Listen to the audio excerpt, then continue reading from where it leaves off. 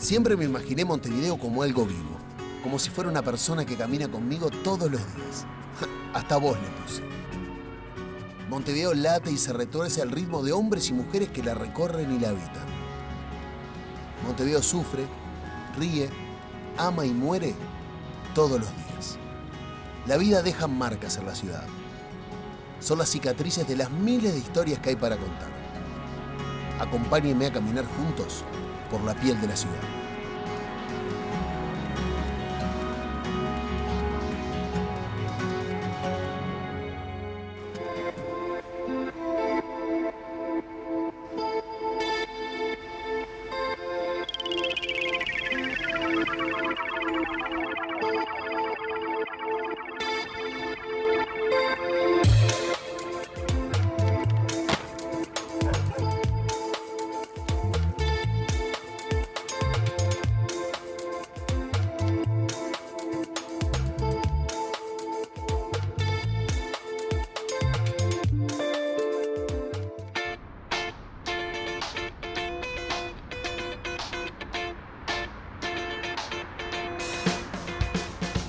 Mientras compartimos un rato en uno de sus barcitos, Montevideo, sin decirme nada, se para y empieza a hablar en voz alta.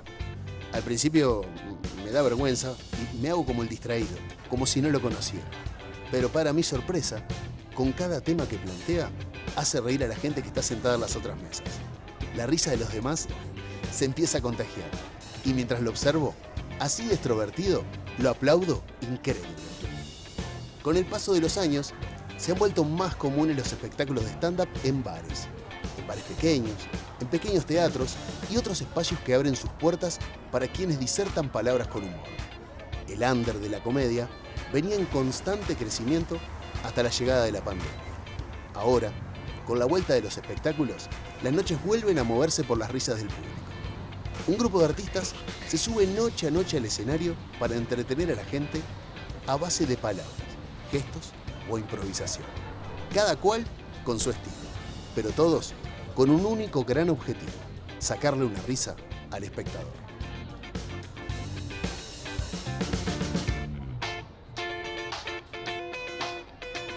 ¿Cómo fueron tu acercamiento a lo artístico? Salgamos del humor, pero ¿por qué Germán hoy está en este camino? Mis padres emigran a España cuando yo tenía 4 años, finales de los 80.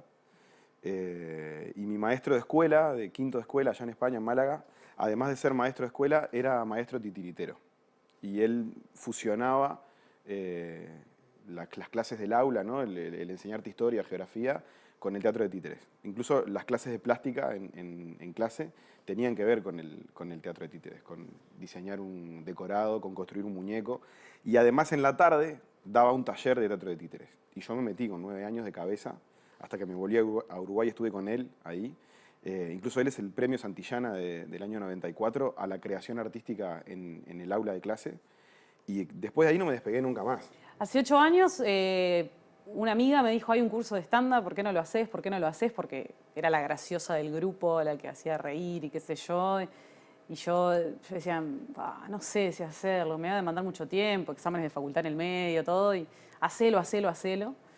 Lo hice y dije, ¿qué estoy haciendo? Cuando llegué, vi a mi profesor Ernesto Muniz ahí, digo, ¿qué es esto? ¿Qué estoy haciendo? Y ¿viste esos lugares que vos decís, voy a clase con gusto? Bueno, tal cual. Y desde ese día me cambió la vida para siempre. Y no solo hacer el curso, ¿no? Entrar en el mundo, empezar a ir a ver stand-up. Yo nunca había visto stand-up, no sabía lo que era un stand-up, no tenía ni idea. Bueno, empecé a conocer el mundo y me fui metiendo y me encantó, es mi pasión. Creo que lo más lindo en la vida es poder encontrar tu pasión y yo la encontré. ¿Cómo fue que llegaste a ser comediante? Nunca me sentí graciosa, jamás. Me junto con amigas de la escuela y me dicen, no, vos eras re graciosa. Yo era tarada. Además me hacían bullying. Yo me sentía la peor del mundo, la última, una cosita así chiquita. Y nunca pensé que podía hacer humor. Pero era una cosa, yo tenía pánico escénico. Que esto la gente cuando yo lo cuento me dice, mentirosa. Yo tenía pánico escénico y tengo de testigo a Christian Font, tengo de testigo cuando yo arranqué a estudiar teatro, que yo lloraba, no quería nada, saber con el escenario, no quería subir, era una cosa que me explotaba el cerebro. Yo decía, no voy a poder hacer esto. Y ahora me paro sola a hacer improvisación que no sé ni lo que voy a hacer. O sea, tuve un laburo enorme para poder subirme ahí. ¿Vos conocés la fantasía del Ricardito? De la golosina me refiero, ¿no? Un enano que se llama Ricardo. Vos si querés ahí ya... Si hay algún enano Ricardo, apróntese. Bueno, Andrea, ¿conocés la fantasía de Ricardito? Bien, te voy a dar, Hugo, presta atención, toma nota.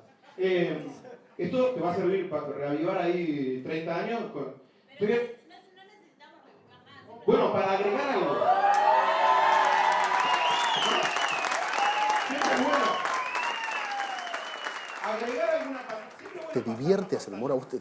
Yo creo que a nivel sensorial o a nivel emotivo, solo hay una cosa que se asemeja a lo que te pasa en el escenario cuando estás disfrutando y tiene que ver con la energía sexual. Es lo único que encuentro en la vida que se conecta. Lo que te pasa, lo que te sobrepone, lo que te corre por el cuerpo cuando estás conectado con la gente. Porque pasa eso. El teatro tiene una cuarta pared adelante y vos tenés un texto y lo tenés que llevar adelante. Lo mismo con la música, vos estás tocando y genera una conexión. No digo que no, cualquiera de las patas artísticas. Pero la comedia está viva. O sea, si una persona está actuando Hamlet y pasa algo en el público, salvo que sea algo muy grave, si uno tose, Hamlet no va a mirar al público y le va a decir, por favor, no tosas. Sí, claro, denle un vaso de agua. Traed un vaso de agua para al que tiene COVID. En la comedia, todo lo que pasa alrededor tuyo está pasando contigo. Porque incluso vos no subís de la misma manera. El mismo texto en comedia hoy puede hacer que la gente delire y mañana vos viniste cruzado o perdió Uruguay o lo que sea y el mismo texto no funciona de la misma manera. Y ahora, ¿y cuando no funciona? Y cuando no funciona hay que aprender. Diciendo que me lo comparaste con el sexo. Sí. Lo cual tiene todo de positivo. Sí. Pero ¿y cuando no funciona? ¿Qué te pasa? Y tenés que aprender, tenés que analizar. El problema es si no funciona y vos te bajás y le echás la culpa a otro. El público. El público. No funcionó porque el público no estaba bien, porque el público vino frío, porque este público no entiende nada de lo que yo hago. No. Tenés que aprender, tenés que grabarte y después ponerte a ver qué hiciste. Porque a veces desde el escenario no te das cuenta. Pero capaz que te olvidaste de una parte de lo que tenías que decir, una palabra, capaz que es el eje angular de todo lo que estás construyendo arriba y no la dijiste, y entonces lo que estás diciendo después no tiene sentido. O no, en el sexo te pasa lo mismo, tuviste un mal día, estás cansado, no conectaste con la gente. Tiene que ver con responsabilidad. Cuando no funciona, lo que tenés que hacer es analizar por qué no funciona. ¿No? Esa olas, viento, esa fuerza de la naturaleza que tiene Rocha, ¿no? Ahora tengo más cosas de Piriápolis yo me parezco a Piriápolis, ¿no? Vos me ves de lejos, soy como el Hotel Argentino. Decís, mira qué interesante. Pero a medida que te empezás a acercar, ves las rajaduras ya. Cuando te me parás al lado, te das cuenta que lo mejor ya me pasó. Sí. En el sexo soy como la rambla de Piriápolis. Lo agarró tarde. ¿Por cuál vas? ¿Qué lugar ocupa el humor en tu vida? Me salva la cabeza y lo comparto. Yo siento que lo que puede llegar a ser bueno para mí también puede llegar a ser bueno para otras personas y darle una mano a alguien. Hay mucha gente que está triste, más ahora es un momento donde se precisa más. Cuando escuchás la risa, hay una sensación de misión cumplida. Tiene como un propósito que es doble. Me estoy ayudando a mí y a todo mi árbol, pero a su vez le estoy convidando a alguien más a esta sanación a través de la risa.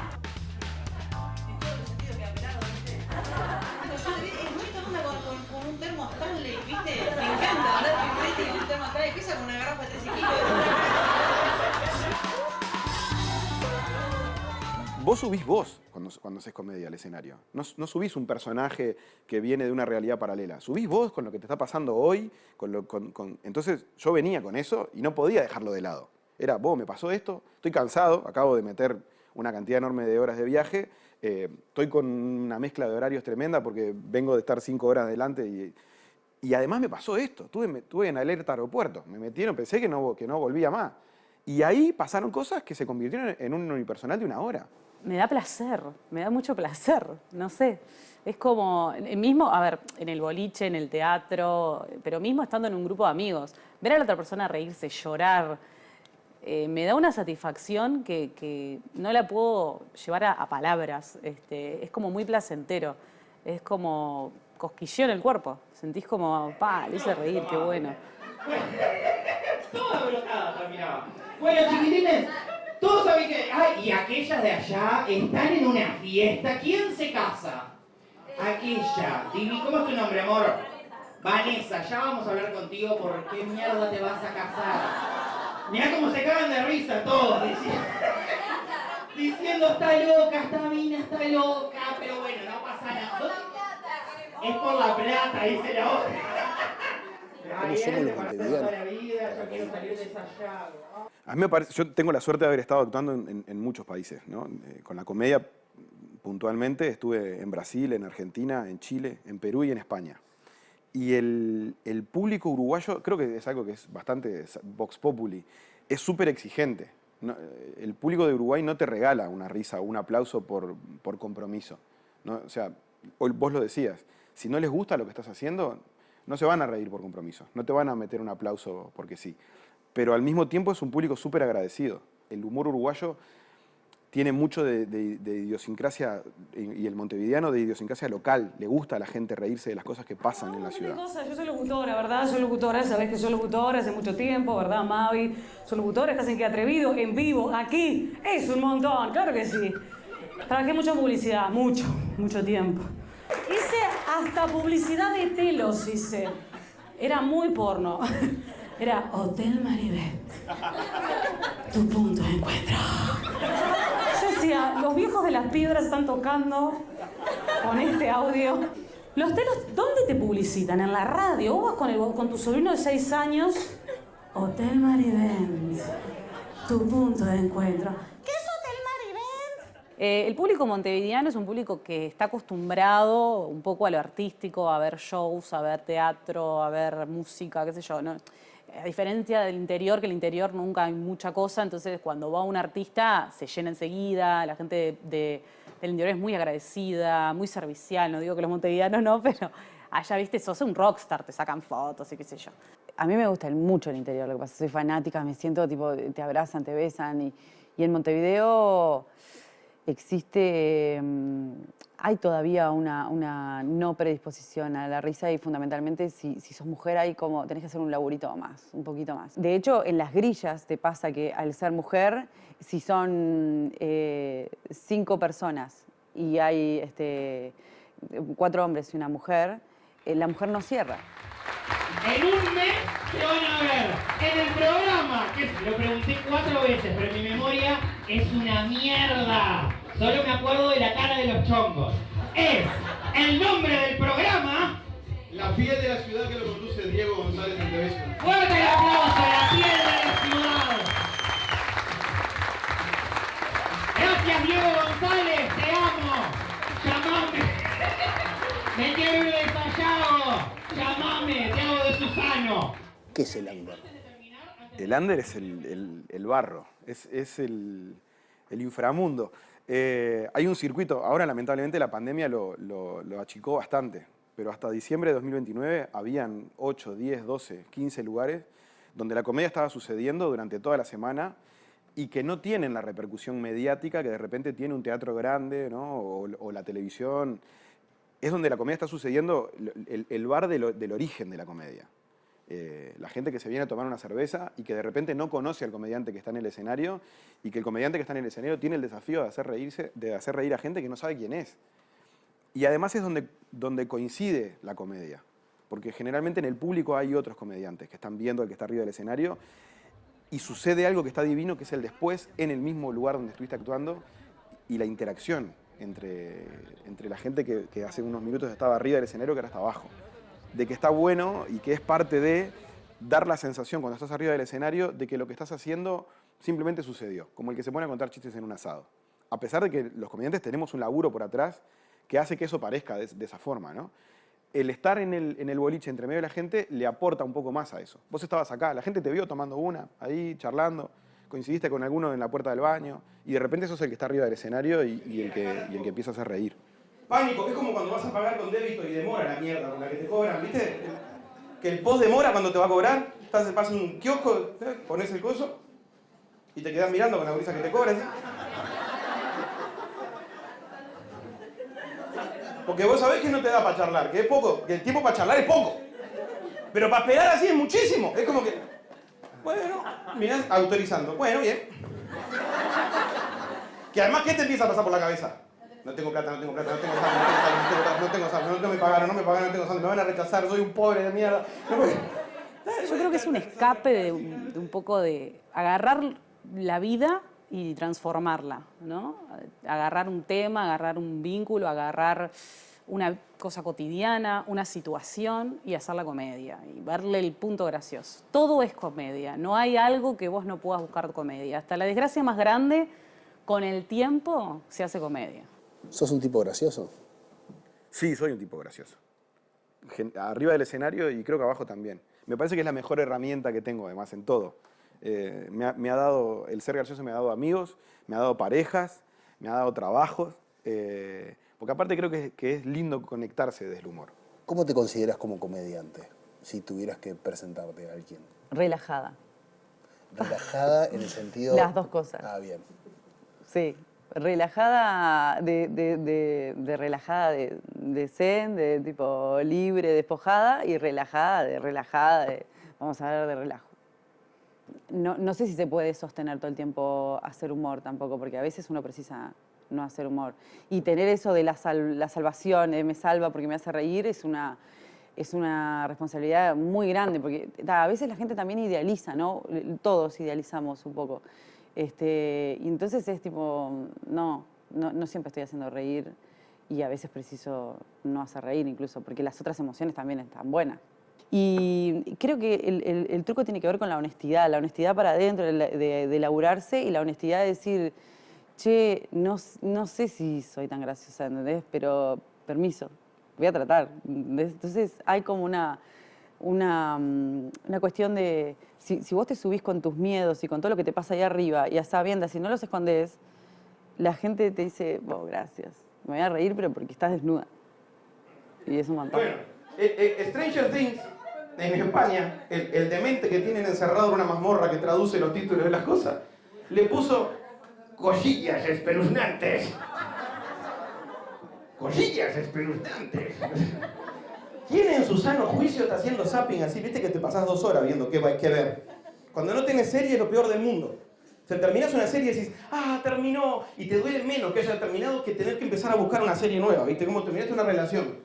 Se terminó una relación, tenés que salir a conocer gente como, loco, qué paja, no quiero que esta serie dure 14 temporadas, así no tengo que buscar otra cosa. Y buscar, y estás haciendo zapping y de repente encontrás cosillas espeluznantes. Decís, bueno, ¿por qué no? ¿Por qué no darle oportunidad? ¿Te acordás de ese primer escenario? Ay, sí, qué horror. Denuncio a Ernesto Muniz por dejarme hacerlo. Porque tengo el video y digo, ay, Dios mío, qué vergüenza, qué vergüenza. Bueno, a mí me enseñaron la estructura, me enseñaron a cómo... Yo soy muy estructurada en la vida, entonces que me enseñaran lo que era la estructura del stand-up, el pie, el remate, fue darme las herramientas para hacerlo. Y aquel 2014, febrero de 2014, que yo subí... tenés la fecha. 25 de marzo de 2014, que yo subí... yo sé, hoy viéndolo digo, qué desastre, ¿no? Pero en ese momento me sentía la mejor.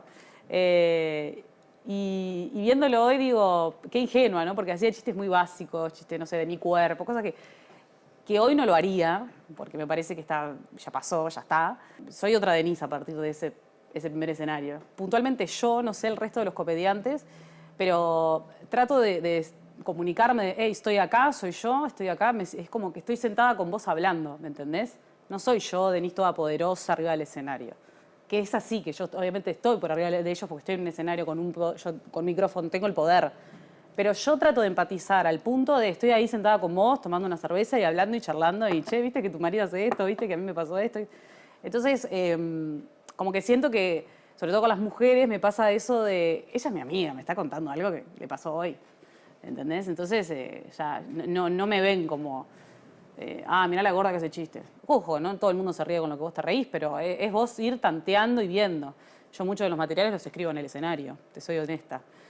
Muy poca estructura tengo en el escenario porque improviso mucho, veo qué está pasando, trato de meter a la gente en mi mundo, entonces un poco me pasa eso.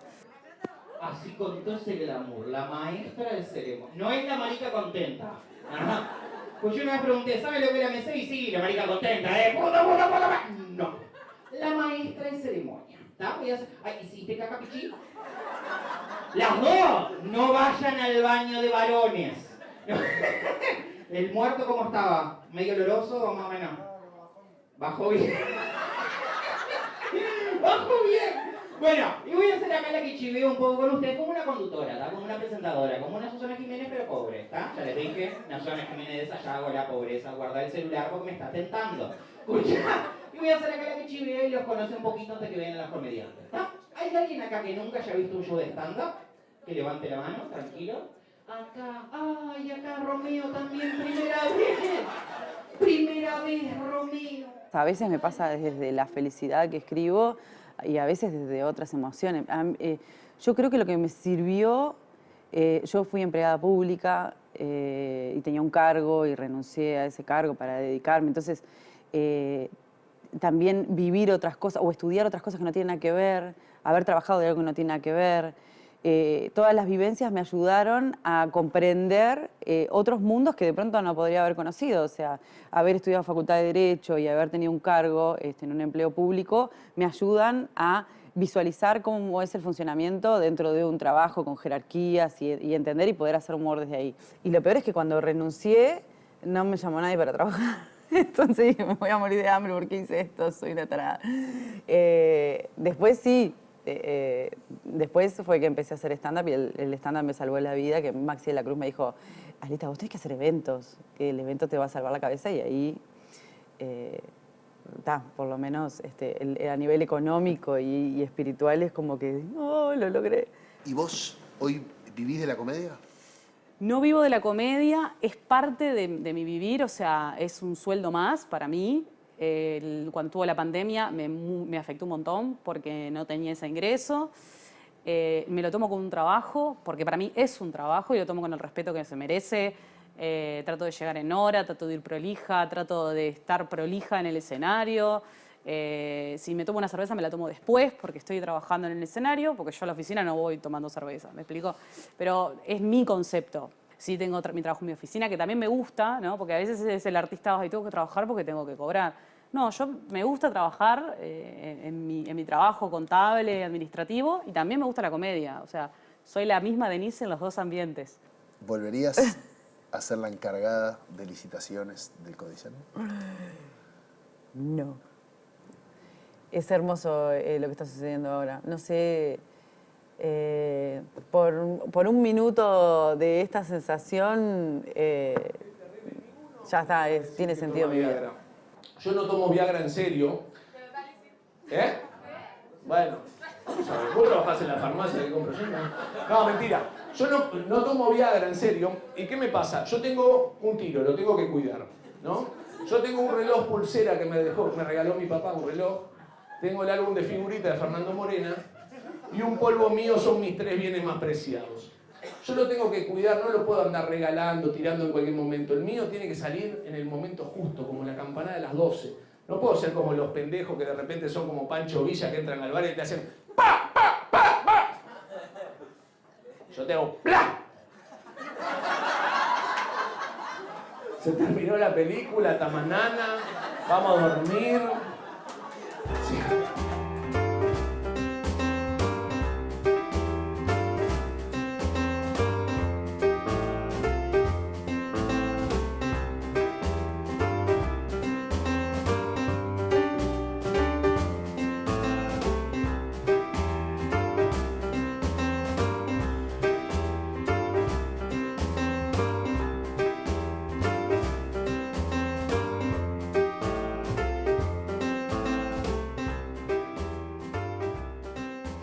¿Podemos encontrar una definición única del humor?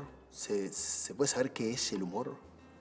Bien, una definición precisa como la que puede dar una ciencia de su objeto es bastante difícil. Lo primero que podemos decir es que es un rasgo distintivamente humano, ¿sí? Que reconocemos en las relaciones que entablamos con otros y que también tiene como algo que lo caracteriza el focalizarse en esos aspectos que son distintivamente nuestros, que hacen a nuestra identidad como personas o como grupos o como naciones y que, claro, los radicalizamos o los exageramos. Y eso es lo que genera o lo que provoca el humor, ¿sí? O lo vuelve como algo gracioso. También el humor tiene, podríamos decir que dos extremos. En uno de ellos tenemos algo así como una cosa muy, muy mínima, muy inocente, pero en el otro extremo el humor puede ser agresivo, ¿sí? Es decir, es algo que puede transitar desde lo más trivial o lo más banal, es decir, algo que simplemente nos causa gracia, hasta algo que puede ser fuertemente ofensivo. Y tenemos lamentablemente eventos en la historia reciente en el mundo que son consecuencia de eso, o sea, trágicos, ¿no? Los atentados de Charlie Hebdo, ¿sí? Donde ahí vemos probablemente la forma más ofensiva que puede asumir el humor, ¿sí? Y ofensiva para quienes lo recibían, ¿no? Para quienes eran el objeto de la burla o de ese ejercicio de humor.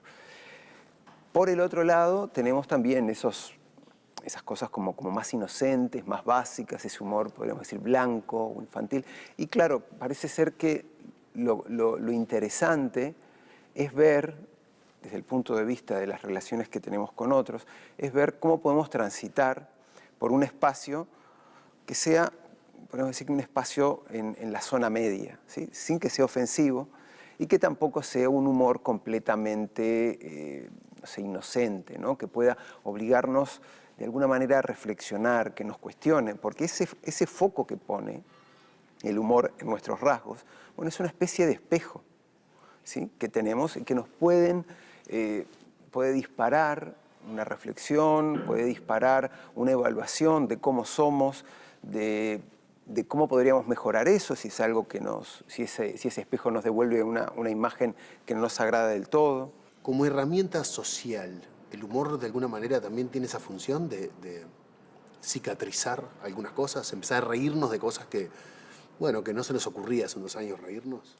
Sí, puede ser. Yo creo que ahí depende de la circunstancia, del tiempo, de la dinámica social que está detrás. Porque lo que hemos visto o lo que vemos es que a lo largo del tiempo lo que pasa a ser ofensivo, ¿sí? Lo que antes podíamos decir a través del humor, se va modificando. Y se va modificando porque lo que hay detrás es una dinámica social que habilita algunas cosas y otras no. Porque lo de Charlie Hebdo es tal vez un caso radical, pero hay otro tipo de humor que también puede ser ofensivo. Y en ese sentido, algunas cosas el humor puede llegar a cicatrizar, pero dudo que otras puedan ser objeto del humor, no sé, luego de cierto tiempo, ¿no? ¿Hay cosas de las que no nos podemos reír? Yo creo que no. O al menos algunos, o al menos diríamos que el consenso sobre reírnos sobre eso, sobre algún punto, no va a ser fácilmente alcanzable.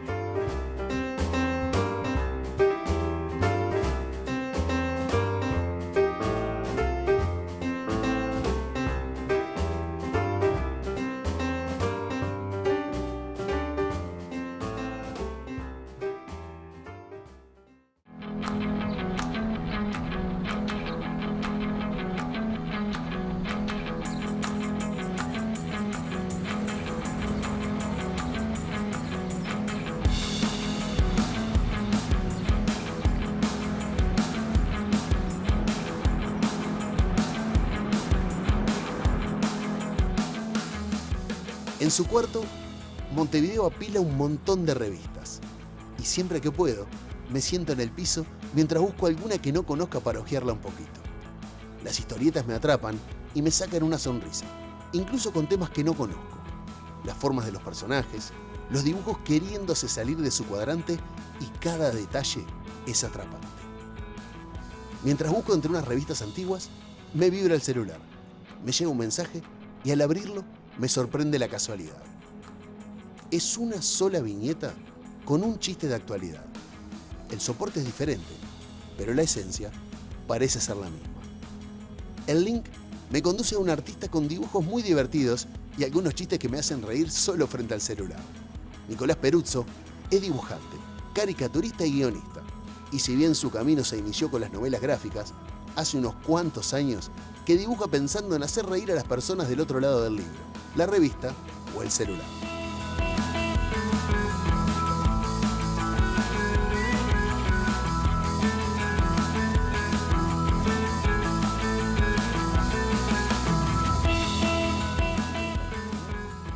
¿Cuál es el proceso tuyo, por lo menos, para llegar a una historia? Bueno, yo tengo como dos patas. Una en donde desarrollo una historia, lo que se podría considerar una novela gráfica, una historia larga en donde el humor se va dando por las circunstancias puntuales del momento o cierto personaje que debe ser como el alivio cómico para aliviar la historia. Y después tengo historias que son netamente humorísticas, como las que yo hago en la contratapa de La Diaria o algunos otros medios, en donde eso sí, el objetivo es hacer humor, en donde tengo un proceso en donde analizo cuál es el tema que me parece que puede llegar a funcionar para una tira humorística y después pienso en cuál va a ser el enfoque, ¿no? ¿Cuál va a ser el chiste y de qué se va a reír ese chiste?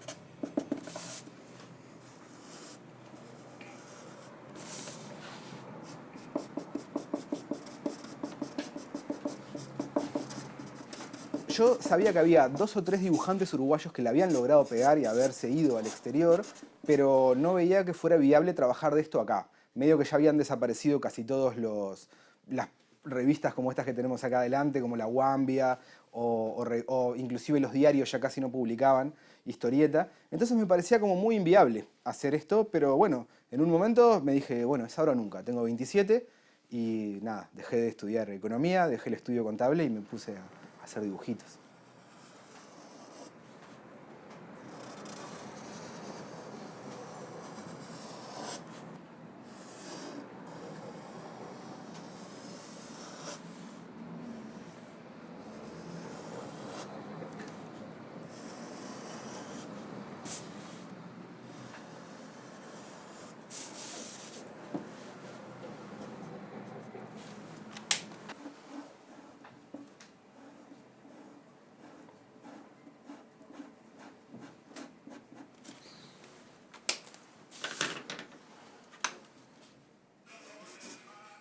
El humor, por ejemplo, siempre estuvo, es algo que se tiene que construir, fue una decisión ir hacia el humor.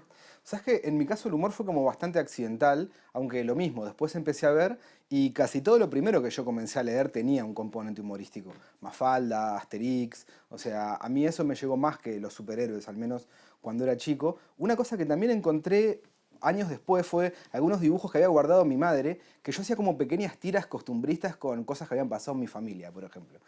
No sé, mis padres se habían peleado con unos amigos y yo había hecho como un chiste, o sea, sobre eso, ¿no? ¿Y quiénes eran los personajes? Eran ellos, estaban dibujados, claro, en versión medio caricaturesca, pero era mi abuela, mi padre, estos amigos de mis padres. O sea que eso siempre estuvo, y después cuando ya empecé a pensar en dedicarme a esto, o cuando hice mi primera historieta como profesional, que fue un intento de hacer una historieta de superhéroes, pero no me salió, o al menos no me salió en un sentido estricto, sino que terminó teniendo un montón de humor, porque bueno, me di cuenta que hacer superhéroes en un contexto uruguayo era como medio complicado, entonces quedó como para el lado de la parodia. Entonces, no sé, por ejemplo, uno de los superhéroes es como un superhéroe patriótico, pero en realidad todo lo que hace, lo hace para hacerse más famoso, poder vender un montón de merchandising, y en vez de supervillanos tiene como un montón, el sindicato de su fábrica que cada tanto le hace como alguna ocupación y bueno, tiene como ciertas disputas ideológicas.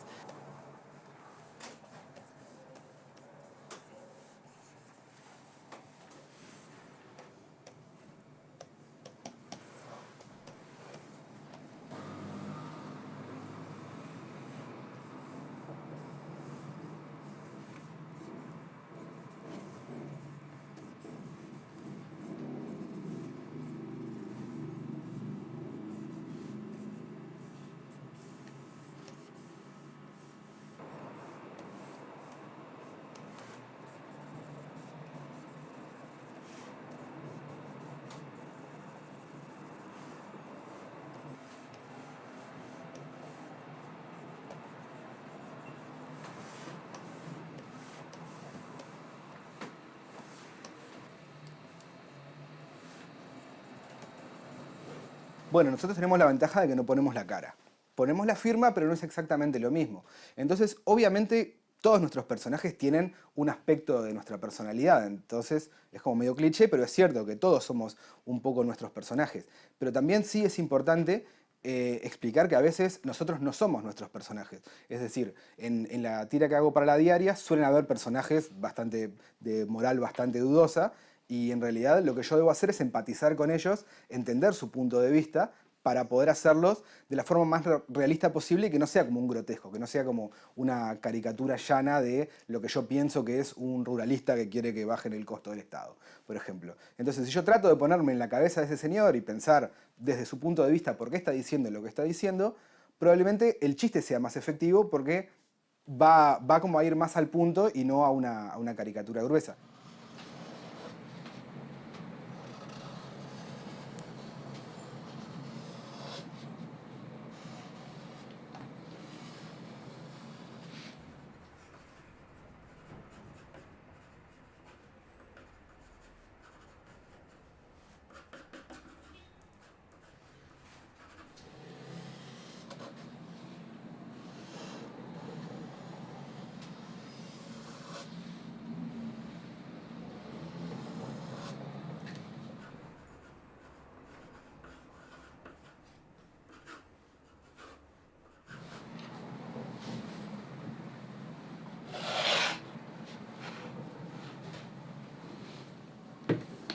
¿Qué pasa hoy en Montevideo con la novela gráfica, con el humor gráfico?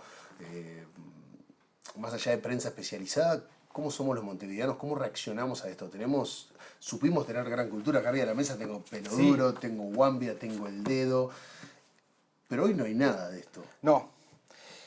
En realidad no ha desaparecido, creo yo, sino que ha mutado. Es cierto que no tenemos la cantidad de material y de autores increíbles que había en aquel momento haciendo caricatura política. Hoy en día en los diarios hay muy poca cosa, revistas de humor tampoco, pero sí tenemos algunas versiones en digitales y probablemente el humor se ha transformado en memes, por ejemplo. Yo sigo algunas cuentas de memes acá de Uruguay, de izquierda, o memes de Partido Nacional, o memes que tienen que ver con la actualidad en general. ¿Eso es humor gráfico?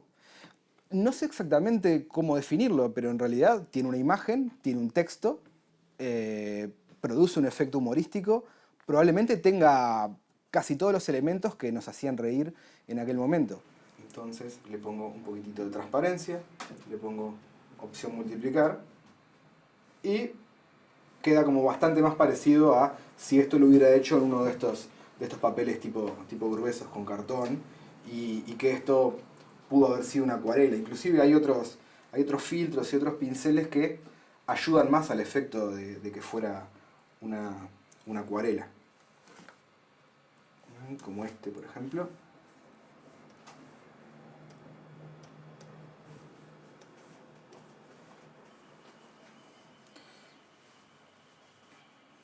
Se puede como jugar un poco con las manchas así. Wow. Y obviamente tiene la ventaja de que en una acuarela esto, la chance de cagarla es enorme. Y esto está siempre a un control Z de volver para atrás. A veces inclusive lo puede salir un poquito para afuera para que dé más como la sensación de que fue una cosa más artesanal, con pequeños accidentes. Entonces ahí cuando lo vas alejando, cada vez más va adquiriendo la sensación de que fue como una cosa hecha a mano, así un dibujo sueltito. Las ideas de los niños son buenísimas. Y eso, tienen como una forma de entender el humor de una forma única, con lo cual siempre es como interesante poder escuchar qué es lo que ellos entienden de mis historietas, qué es lo que a ellos les hace gracia, para después poder trabajar sobre eso.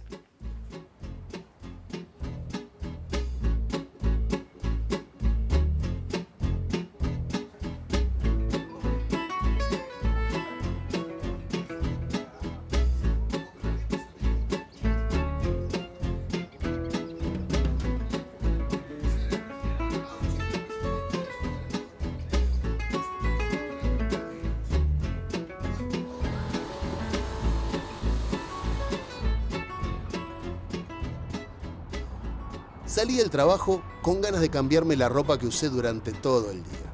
Con solo esa acción, siento que cambio mucho más que solo mi vestimenta. Camino hacia casa, me cruzo con Montevideo, disfrazado y enérgico. Un contraste que choca entre las baldosas grises de una esquina cualquiera de la ciudad. Pablo Atkinson nació en Argentina, pero hace más de 10 años que vive en Uruguay, donde se estableció para continuar con su carrera como actor y humorista. En su infancia, estuvo muy cerca del teatro y de los espectáculos marplatenses, que sin duda lo marcaron. Desde chico, comenzó a estudiar actuación y con el paso de los años se fue moldeando hacia el humor, un humor distinto.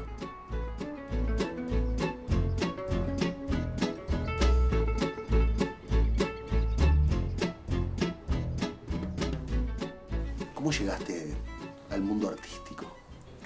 Bueno, a mí siempre me gustaba todo lo actoral, porque siempre estaba escribiendo una obra de teatro, una obrita, un sketch, alguna cosa que en casa la recreábamos con la abuela, con primos, con la tía. Siempre había alguna víctima de mis obras, siempre había víctimas. Y entonces, bueno, había todo ese juego estaba, pero ya desde un modo, o sea, la reunión familiar para que estuviera la obra de ese momento. O sea, siempre estaba en algo de eso. Y bueno, y consumía muchísima televisión, algunos espectáculos de teatro ya de chico, porque tuve la suerte de que mis padres me llevaran a ver algunas cosas de teatro ya de chico. Y como que, bueno, era muy claro ese perfil hacia lo actoral.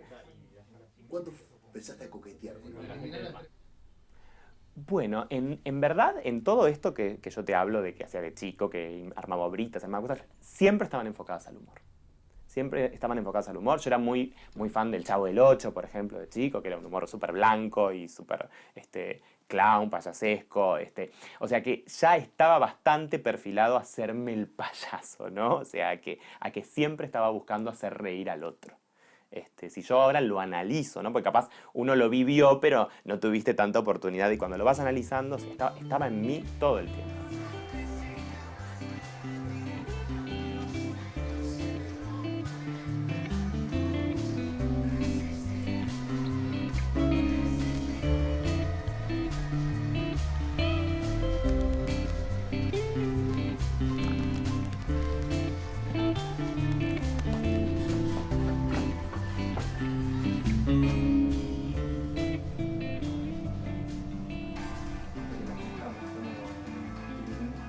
¿Cuándo empezaste a tomar el camino de la comedia como algo de decir, bueno, listo, voy a hacer reír a la gente?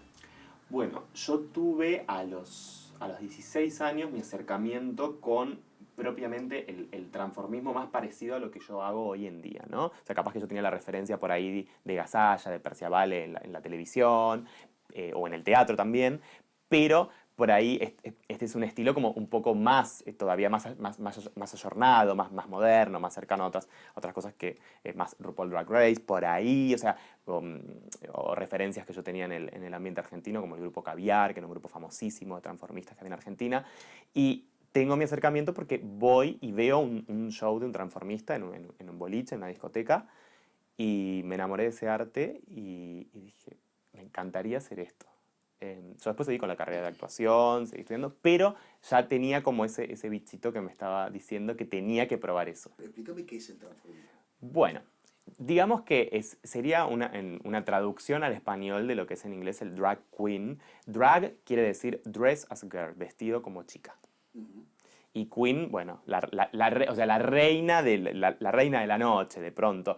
Pero es evidente que en cualquier rama de la actuación los actores se transforman, pero se adoptó ese término sobre todo en Latinoamérica, en el Río de la Plata, para definir a estos actores, que en un principio eran actores hombres que caracterizaban personajes de mujer, pero desde una búsqueda, o sea, verdaderamente de transformación. Por eso la palabra tiene mucho juego. O sea, que vos cuando me ves a mí en escena no reconozcas nada de mí así como me estás viendo ahora. O sea, cambia el cuerpo, un maquillaje que te cambia absolutamente la fisonomía de la cara, los trucos de vestuario cambian toda la figura, las pelucas generan otra idea también facial, o sea, hay una verdadera transformación y que es lo que me suele pasar en los espectáculos. La gente después me ve así y no puede creer que ese que estaba en el escenario era este.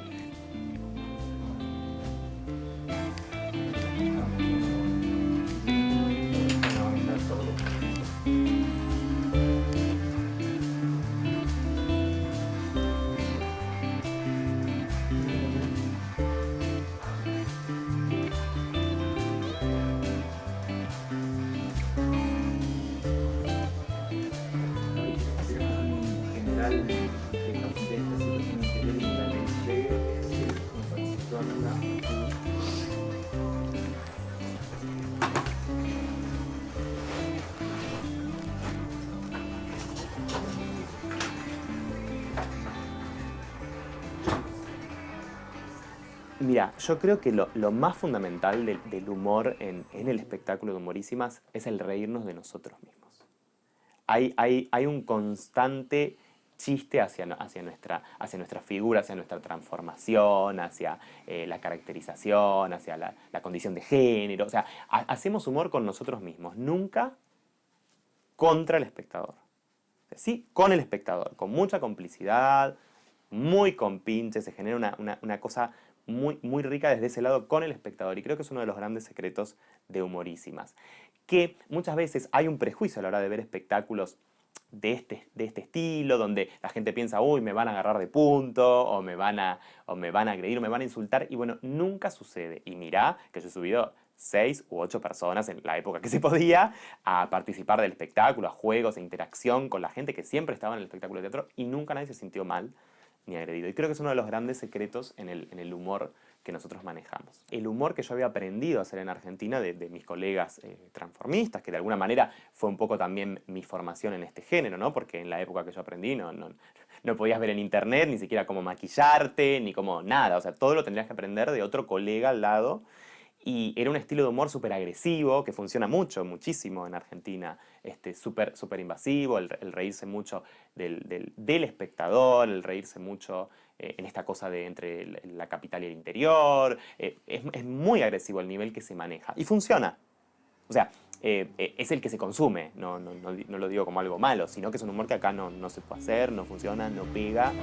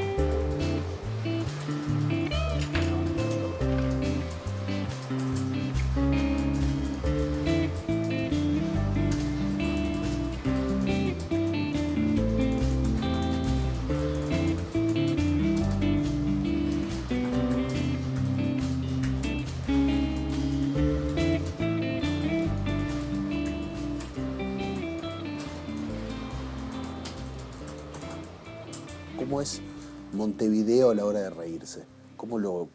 ¿Qué sensibilidad tenemos acá? Yo creo que el espectador es, a ver, ¿cómo decirlo? Es bastante inocente, y no lo digo desde un mal lugar. Quiero decir, de pronto lo que sucede, por ejemplo, en Argentina, que está tan quemada la gente, quemada en el sentido de la cantidad de espectáculos que consume, de todo lo que se recibe, y que de alguna manera donde vos empezás a generar esta cosa como de que bueno, todo tiene que ser agresivo, insultando, y el chiste pasa por ahí y todo, después volver para atrás es muy difícil. Y acá lo que yo encuentro en el espectador es que es un poco más virgen capaz que de todo ese humor. Entonces no precisás manejar ese nivel para que la gente se ría. Yo considero que el espectáculo tiene que ser un electrocardiograma. O sea, que tenemos que ir teniendo puntos altos y bajos. No puede ser siempre arriba, porque es imposible. La energía en algún momento tiene que fluctuar. Y dentro de eso a mí siempre me gusta llevar un pequeño golpe bajo que es muy valorado por el espectador, que también es buscado, que por ahí no lo espera en este espectáculo, pero que termina generando como otra empatía, ¿no? Como otro acercamiento que es muy, muy rico también. Yo en mis espectáculos esquivo muchísimo la política. No soy de los humoristas que les gusta hablar de política. No me considero tampoco apto, leo un montón de política, sé de política, pero no me considero como que la gente vaya a buscar eso en mi espectáculo tampoco. No hablo de fútbol, porque no sé nada de fútbol, nada, y no me gusta, así que no hablo de eso. Y de religión un poquito, pero prefiero pasarlo por otros lados, por situaciones más de la vida cotidiana, y bueno, y si va a haber cosas de esas que sean como guiños, pero en general prefiero que no.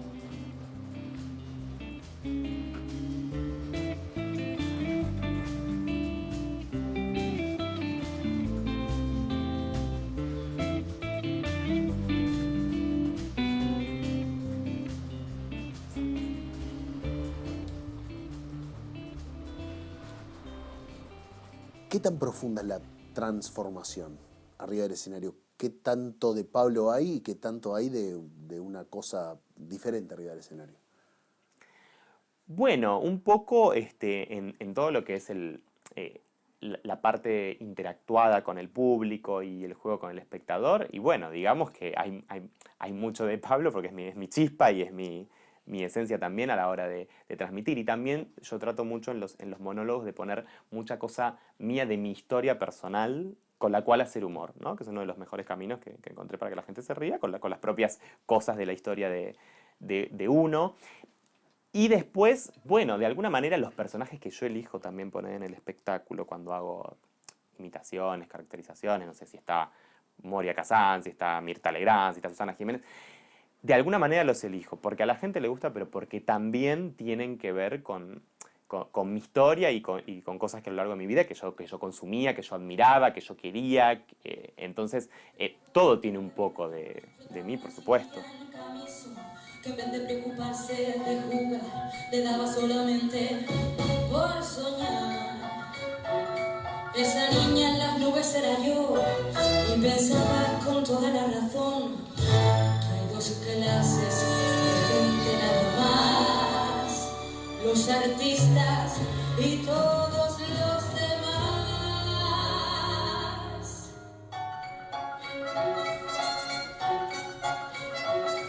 Sacaba ropa vieja del vagón y me vestía como en Hollywood.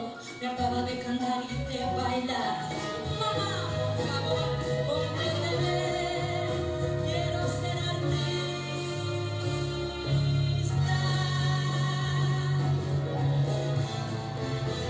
Compréndeme, quiero ser artista, quiero ser artista. A los 20 años, ¿cómo querías que sea tu hombre ideal? Alto, rubio, ojos verdes, buen físico, todo marcado, 5 puertas, cuentas en Suiza.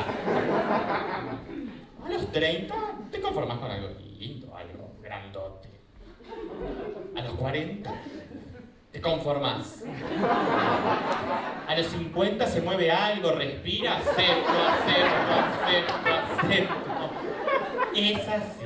Es así, por eso hay que divertirse, hay que disfrutar, porque así es la vida. Algunos que visitan la casita y otros miran.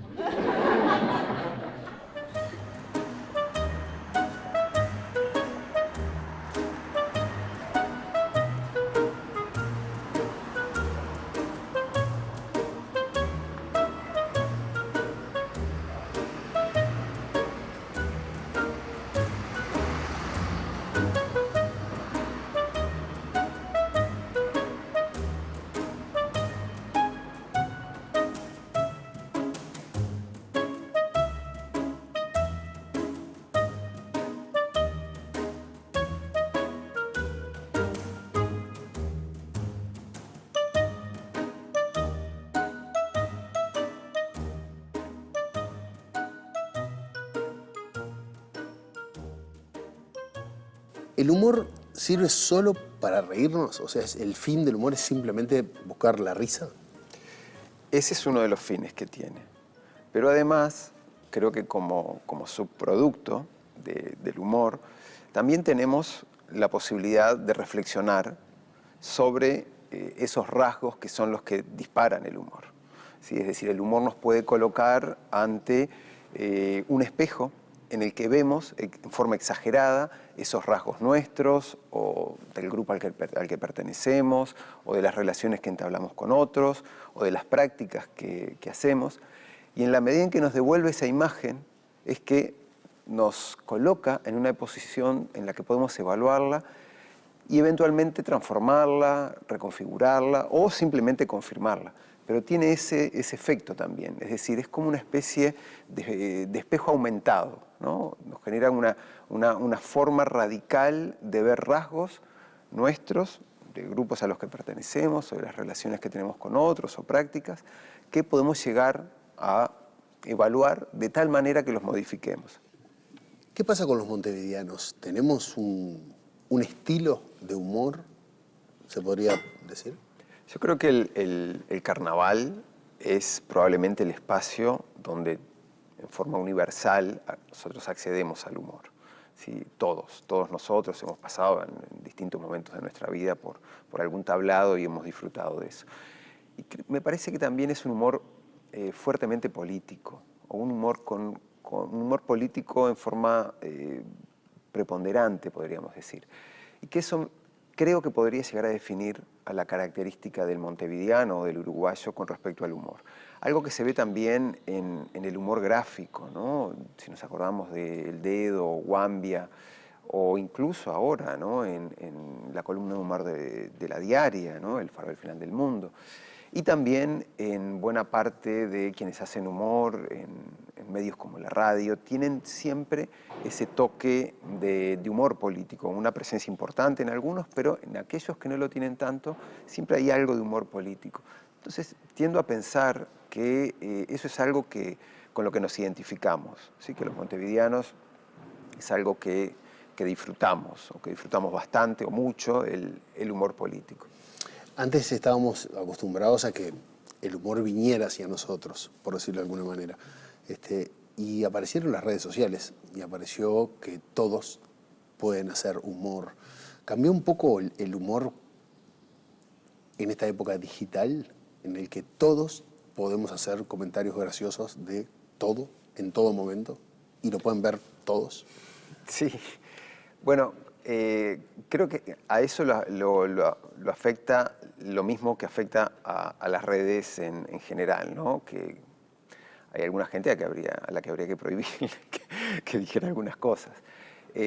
Pero bueno, creo que los medios, estos medios nuevos que tenemos, los medios digitales, generan nuevas formas, como en otro momento histórico, la transformación de los medios han propiciado otras formas de hacer humor. Entonces pienso en los memes como una forma relativamente nueva o novedosa de hacer humor, y que también es como bastante universal, porque como decías recién, bueno, todos están en condiciones, o muchos están en condiciones de hacer humor con este tipo de medios. ¿Y qué tan importante es en nuestra vida? ¿Qué lugar debería ocupar el humor?